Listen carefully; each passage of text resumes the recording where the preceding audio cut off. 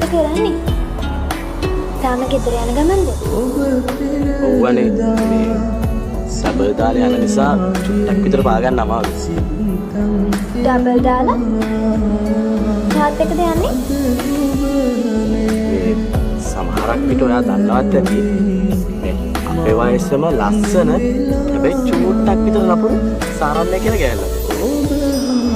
අනේ පිස්සෝ. මම මෙහෙම ඉන්නේ. ඉල්ලම ඔයා ඔහේ හිටියට රයින් මගේ හදවතේ එතකොට ඉතින් කොහොමද ඩබල් තමයි.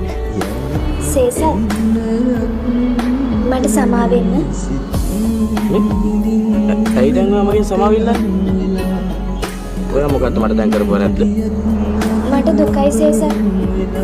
ඔයා කාගෙන්වත් එහෙම බැනුම් අහන්න ඕන කොල්ලෙක් නෙවෙයිනේ. ඇයි ඔයා මං නිසා මෙච්චර මිනිස්සු ඉස්සරහ බාල්දු වෙන්නේ? මේ දේම ඔයා වෙනුවෙන් සාරන්නේ.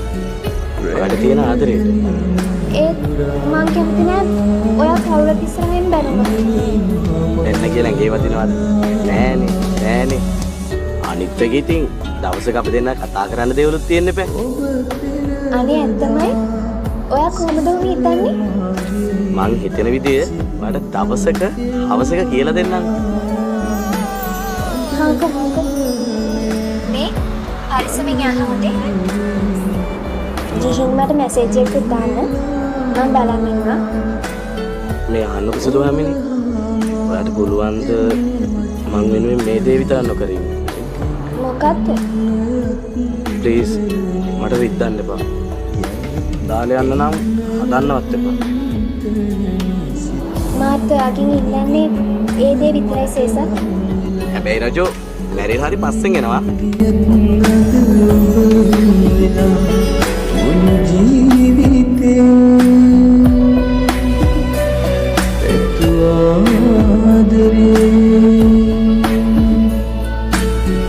Regina